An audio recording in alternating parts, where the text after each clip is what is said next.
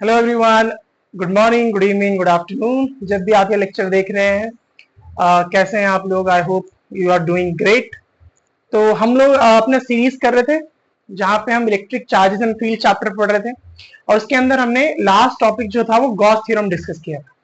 सो आज के इस लेक्चर में हम एप्लीकेशंस ऑफ गॉस थ्योरम पे काम करेंगे कि क्या क्या यूजेस हैं या कहाँ कहाँ, क्योंकि मैंने आपको बताया था परसों भी कि गॉस थ्योरम का बेसिकली यूज है इलेक्ट्रिक फील्ड निकालना, है ना। और कैसे इलेक्ट्रिक फील्ड निकालना? जो ज्योमेट्रिक ऑब्जेक्ट्स हैं, है ना, या कहीं सिमेट्री होती है जिन ऑब्जेक्ट्स में, उनके लिए इलेक्ट्रिक फील्ड निकालना है। क्योंकि नॉर्मली हम इलेक्ट्रिक फील्ड, जो डाइपोल, जो पॉइंट चार्ज, ये सब तो हम निकाल चुके हैं। तो आज हम गॉस थ्योरम के एप्लीकेशंस पढ़ेंगे, जहां पे हम पहला एप्लीकेशन पढ़ने वाले हैं electric field due to infinitely long charge conductor.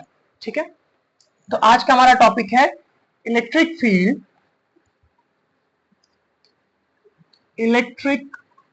field due to electric field due to charged conductor। ठीक है, किसी भी चार्ज कंडक्टर की वजह से कितनी इलेक्ट्रिक फील्ड होती है। ओके, थोड़ा सा टेढ़ा लिख रहा हूं पर I hope you understand. Electric field due to charge conductor. ठीक है, अच्छा देखो कितनी इलेक्ट्रिक फील्ड होती है किसी भी चार्ज कंडक्टर की वजह से, हम ये डिस्कस कर रहे हैं। ओके, तो फॉर एग्जांपल हमारे पास, पहले मैं बना के दिखाता हूं कि फॉर एग्जांपल मेरे पास एक ये वायर है, ठीक है, इसके ऊपर चार्ज है, कोई भी चार्ज हो सकता है, लेट अस से पॉजिटिव चार्ज है, और ये बहुत लंबी है। कितनी लंबी? Infinitely long. तो लेट अस से यहां तक भी इंफिनिटी है इसका लेंथ, और यहां से यहां तक भी इंफिनिटी है। तो ये बहुत लंबी एक चार्ज वायर आपके पास है। अब इसकी वजह से अगर आपको इलेक्ट्रिक फील्ड कैलकुलेट करना है तो सबसे पहले आपको क्या करना पड़ेगा? देखो एक सिंपल सा रूल है, जब किसी भी सिमेट्रिक ऑब्जेक्ट के अराउंड इलेक्ट्रिक फील्ड कैलकुलेट करनी होती है तो हम क्या करते हैं, उसके अराउंड एक गॉसियन सरफेस बनाते हैं। ठीक है, तो अगर हम गॉसियन सरफेस बना पाए, उस गॉसियन सरफेस के अंदर से कितने फ्लक्स निकल रहे हैं बाहर, अगर ये कैलकुलेट कर पाए तो हम उसकी वजह से इलेक्ट्रिक फील्ड भी निकाल पाएंगे। तो सिंपल, हमेशा किसी भी सिमेट्रिक ऑब्जेक्ट के अराउंड इलेक्ट्रिक फील्ड निकालनी है तो आपको दो काम करने हैं। सबसे पहले एक आपको फ्लक्स का फॉर्मूला लगाना है, phi is equal to close integration of E dot d A, और दूसरी बार आपको लगाना है phi is equal to 1/ε0 times charge enclose, जो कि दोनों ही गॉस थ्योरम से निकले हुए फॉर्मूले हैं। तो लेट अस से मैंने यहाँ पे एक ऐसा गॉसियन सरफेस बनाया जिसके अंदर ये पूरा का पूरा चार्ज आ गया, तो वो गॉसियन सरफेस मैंने बना दिया सिलेंडर। ठीक है, सो लेट अस से वी हैव अ सिलेंडर, ये हमारे पास सिलेंडर है। इस सिलेंडर का कुछ रेडियस होगा, ऑफ कोर्स लेट अस से इसका रेडियस r है। ठीक है, और मान लेते हैं कि इस सिलेंडर की कुछ ना कुछ लेंथ होगी, लेट अस से l। तो यहां से यहां तक का लेंथ हो गया l और रेडियस हो गया r। अब अगर आप ध्यान से समझो तो हम क्या कर रहे हैं यहाँ पे, अब बस हमें ये निकालना है कि इस सिलेंडर के अंदर से कितना फ्लक्स बाहर आ रहा है, इलेक्ट्रिक फ्लक्स बाहर आ रहा है। ठीक है, अच्छा अगर आप ध्यान से देखो तो आपको पता है कि पॉजिटिव चार्ज के लिए जो इलेक्ट्रिक फ्लक्स होते हैं वो आउटवर्ड्स डायरेक्टेड होते हैं, है ना। यानी कि इसमें से हर तरफ इलेक्ट्रिक फील्ड जो है वो बाहर की तरफ आ रही होगी, कुछ ऐसे। चाहे आप किसी भी डायरेक्शन में देखो, इलेक्ट्रिक फील्ड आपको ऐसे ही मिलेगी। बोलो कोई दिक्कत? कोई दिक्कत नहीं है। ठीक है, तो हमारे को ऐसे लग रहा है कि यहाँ पे तीन सरफेस है। लेट अस से मैं बोलता हूं, एक ये सरफेस सिलेंडर का टॉप मोस्ट एरिया, एक कर्व्ड सरफेस, ये इसको मैं सेकंड बोल देता हूं, और एक हमारे पास ये बॉटम जो सरफेस है, जो कि एक ऑफकोर्स एक सर्कल है। तो ये तीन सरफेस है जहां से आपको इलेक्ट्रिक फील्ड निकलती हुई दिखाई दे रही है, इलेक्ट्रिक फील्ड लाइंस निकलती हुई दिखाई दे रही है। तो सबसे पहले हम क्या लिखेंगे कि let us draw a cylinder. ठीक है, सबसे पहले क्या करा हमने, एक सिलेंडर ड्रॉ किया। Let us draw a cylinder as Gaussian surface. उसको हमने क्या बोला? गॉसियन सरफेस बोला। ठीक है, एक हमने गॉसियन सरफेस लिया जो कि क्या है, एक सिलेंडर है। अच्छा, उसके बाद अब हमें फ्लक्स कैलकुलेट करना है। तो देखो मैंने आपको क्या बोला कि यहाँ तीन जगह से फ्लक्स बाहर आ रहे होंगे, इससे भी, इससे भी और इससे भी। एक टॉप मोस्ट एरिया से, एक कर्व्ड सरफेस एरिया से और एक बॉटम मोस्ट से। तो हम तीनों की वजह से यहाँ पे फ्लक्स कैलकुलेट करेंगे। तो हम ऐसे लिखेंगे, देन जो नेट फ्लक्स हमारे पास होगा, जो नेट फ्लक्स हमारे पास होगा, that will be flux from the first surface, flux from the second surface, and flux through the third surface. जरा निकालते हैं। अच्छा, वी नो कि फ्लक्स का फॉर्मूला हमारे पास क्या होता है ना? हमें पता है कि फ्लक्स का फॉर्मूला हमारे पास क्या होता है, वो होता है phi E is equal to E A cos theta. ठीक है, इंटीग्रेशन करते हैं हम जब हमारे पास कोई क्लोज सरफेस होता है, लेकिन जनरली हमारे पास पता है फ्लक्स का फॉर्मूला होता है ई ए कॉस थीटा। अच्छा, इसी फॉर्मूले को तीनों जगह लगाते हैं। जरा ध्यान से देखना कि पहला फ्लक्स हमारे पास कितना आया, तो net flux is equal to, अच्छा फाई वन पहले में से फ्लक्स निकालेंगे तो देखो इलेक्ट्रिक फील्ड का डायरेक्शन यहाँ पे कहाँ है, इस तरफ ये। और अगर इस सरफेस का एरिया वेक्टर बनाए तो ये हम पहले ही बहुत बार डिस्कस कर चुके हैं, जो एरिया वेक्टर होता है वो हमेशा सरफेस के परपेंडिकुलर होता है। तो अगर मैं इसका एरिया वेक्टर बनाऊं तो क्या वो ये बनेगा, ऐसा। और अगर मैं देख पा रहा हूं तो इलेक्ट्रिक फील्ड और एरिया वेक्टर के बीच में कितना एंगल बन रहा है, 90 डिग्रीज का एंगल है। और अगर 90 डिग्रीज का एंगल है मतलब cos 90 आएगा। मतलब पहले वाले के लिए जब इक्वेशन हम लिखेंगे तो क्या बनेगी इक्वेशन, ई ए cos 90। ठीक है, अच्छा दूसरे सरफेस की बात करते हैं। जब हम दूसरे सरफेस की बात करेंगे तो दूसरा सरफेस क्या है, कर्व सरफेस एरिया। और जब कर्व सरफेस एरिया होगा तो उसमें से फ्लक्स कहां से पास होगा, लेट अस से एक छोटा सा आप इमेजिन कर लो कि ये आपने एक एरिया लिया है, तो एरिया का एरिया वेक्टर इस तरफ होगा ए, ऑफ कोर्स इलेक्ट्रिक फील्ड भी इस तरफ ही है, आप देख पा रहे हो ना, इलेक्ट्रिक फील्ड भी इस तरफ है, एरिया वेक्टर भी इस तरफ है। अच्छा, दोनों जब एक ही डायरेक्शन में तो दोनों के बीच का थीटा कितना हुआ, दोनों का थीटा हुआ 0 डिग्री। यस और नो, यानी कि यहां पे जब हम लिखेंगे तो क्या आएगा, ई ए कॉस 0 डिग्री।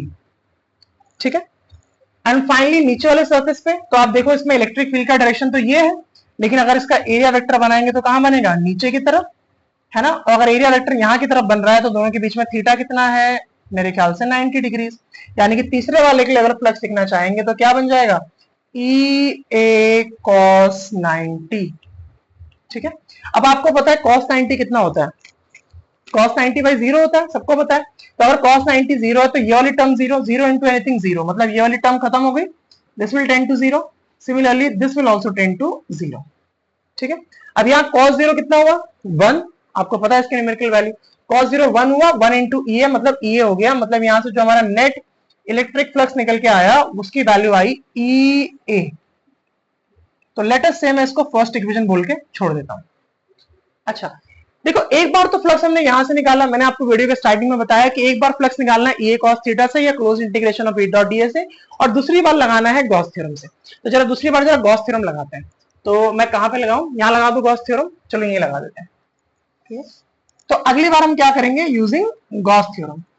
तो अगर मैं यहां से गॉस थ्योरम लगाऊं तो क्या, देखो गॉस थ्योरम क्या कहता है, यूजिंग गॉस थ्योरम। तो मेरे ख्याल से गॉस थ्योरम हमें कहती है कि electric flux is equal to कितना, 1 upon epsilon naught times the charge enclosed by the Gaussian surface. Enclosed बोलो, इनसाइड बोलो, एक ही बात है ना, मतलब कितना चार्ज गॉसियन सरफेस के अंदर फंसा हुआ है। ठीक है, तो अगर हम ध्यान से देख पा रहे हैं तो जरा पहले चार्ज ही निकाल लेते हैं। तो अगर मैं यहाँ पे देखो चार्ज लिखने की कोशिश कर रहा हूं कि कितना चार्ज इसके अंदर है, देखो यहां से यहां तक पूरा चार्ज है, लेकिन ये इनफाइनाइट लेंथ है, मतलब चार्ज भी इनफाइनाइट होगा भाई, यहाँ भी plus infinity minus infinity, charge infinite होगा। मतलब ऐसे केस में जहां पे हमारे पास बहुत बड़ी वैल्यूज होती है, इनफाइनाइट वैल्यूज होती है, तो वहां पे हम यूनिट वैल्यू निकालने की कोशिश करते हैं।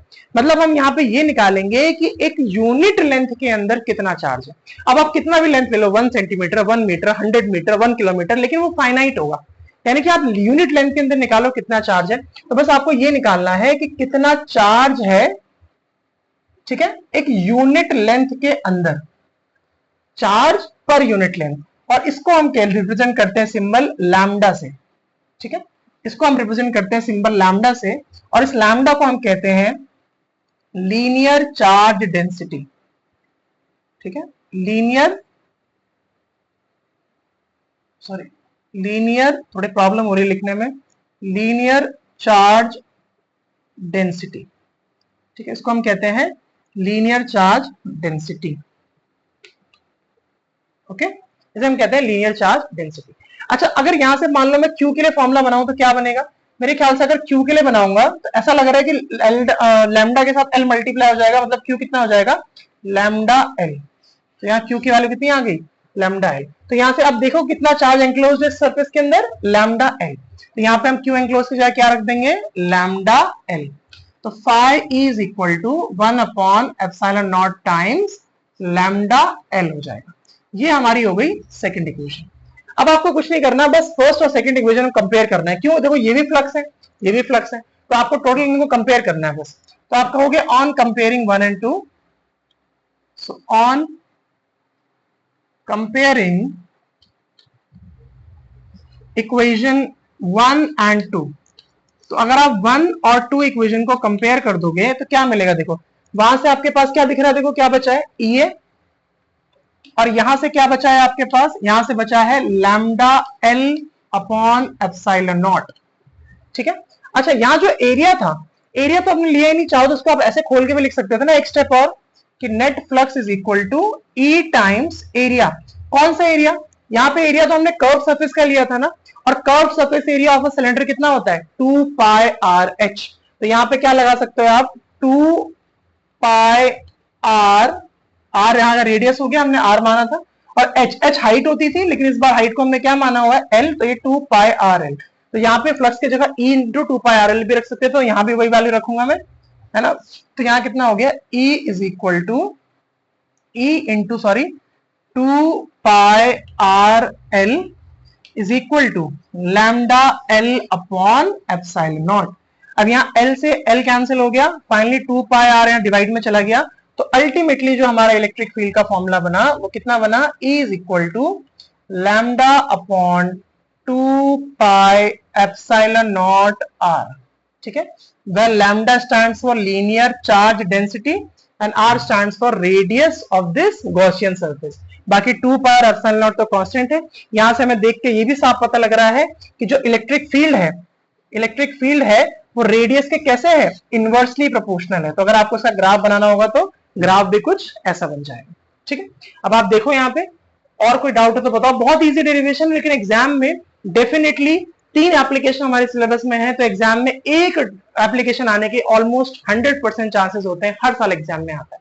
ठीक है, सो इस पे बेस पे न्यूमेरिकल आने के चांसेस बहुत ना के बराबर है। थोड़ा बहुत हो सकता है, जैसे मान लो कभी बोल दिया कि इलेक्ट्रिक फील्ड जो है वो डिपेंड करती है, कुछ इक्वेशन दे दिया उसका, E इज इक्वल टू के एक्स बोल दिया, तो अगर E इज इक्वल टू के एक्स बोल दिया तो वहां पे आपको इलेक्ट्रिक फील्ड के जगह के एक्स रखना पड़ेगा, फिर उसको इंटीग्रेट करना पड़ेगा, थोड़ा बहुत वेरिएशन हो सकता है, बस ज्यादा कुछ नहीं।